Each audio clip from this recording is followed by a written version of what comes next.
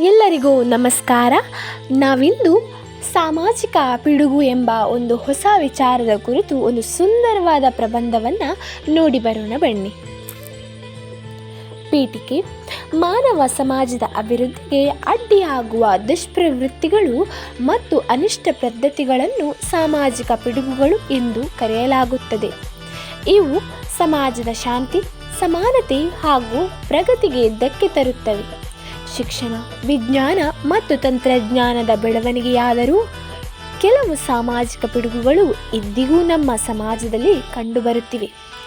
ವಿವರಣೆ: ಸಮಾಜದಲ್ಲಿ ಕಂಡುಬರುವ ಪ್ರಮುಖ ಸಾಮಾಜಿಕ ಪಿಡುಗುಗಳಲ್ಲಿ ವರದಕ್ಷಿಣೆ, ಬಾಲ್ಯ ವಿವಾಹ, ಜಾತಿ ಭೇದ, ಅಸ್ಪೃಶ್ಯತೆ, ಮದ್ಯಪಾನ, ಮಾದಕ ವಸ್ತುಗಳ ವ್ಯಸನ, ಮೂಢನಂಬಿಕೆ ಮುಂತಾದವು ಸೇರಿವೆ.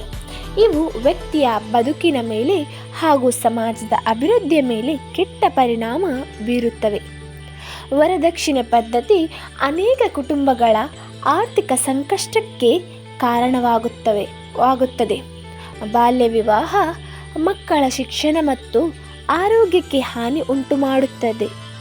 ಜಾತಿ ಭೇದ ಮತ್ತು ಅಸ್ಪೃಶ್ಯತೆ ಮಾನವ ಸಮಾನತೆ ತತ್ವಕ್ಕೆ ವಿರುದ್ಧವಾಗಿವೆ.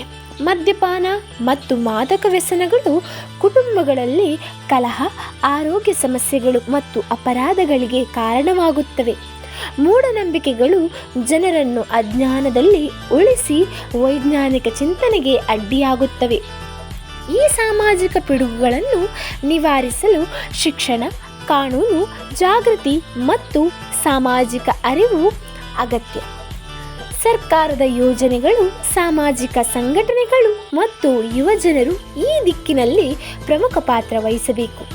ಉಪಸಂಹಾರ: ಸಾಮಾಜಿಕ ಪಿಡುಗುಗಳು ಸಮಾಜದ ಶತ್ರುಗಳಾಗಿವೆ. ಅವುಗಳನ್ನು ನಿರ್ಮೂಲನೆ ಮಾಡುವುದು ಪ್ರತಿಯೊಬ್ಬ ನಾಗರಿಕನ ಕರ್ತವ್ಯವಾಗಿದೆ. ಶಿಕ್ಷಣ, ಜಾಗೃತಿ ಮತ್ತು ಉತ್ತಮ ಮೌಲ್ಯಗಳ ಮೂಲಕ ನಾವು ಸಾಮಾಜಿಕ ಪಿಡುಗುಗಳನ್ನು ದೂರ ಮಾಡಿ ಸಮಾನತೆ, ಶಾಂತಿ ಮತ್ತು ಪ್ರಗತಿಯುತ ಸಮಾಜವನ್ನು ನಿರ್ಮಿಸಬಹುದು. ಆರೋಗ್ಯಕರ ಸಮಾಜವೇ ಬಲಿಷ್ಠ ರಾಷ್ಟ್ರದ ಅಡಿಪಾಯ ಎಂಬುದನ್ನು ಎಲ್ಲರೂ ಮನಗಾಣಬೇಕು.